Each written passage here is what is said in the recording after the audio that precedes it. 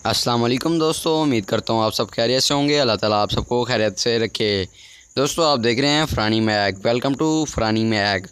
दोस्तों आज की वीडियो मैंने सलाम के मौजू पर बनाई है। मैंने देखा है अक्सर दोस्त सलाम सही तरीके से नहीं पाते, जिसके नतीजे में दूसरों को बद्दुआएं देते हैं। दोस्तों आज उसी के बारे में मैं कुछ मालूमात आपको दूंगा और उनके मायने भी साथ बताऊंगा।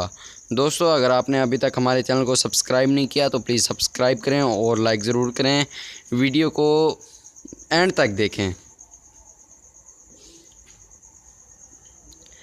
अस्सलाम अलैकुम, तुमको मौत आए।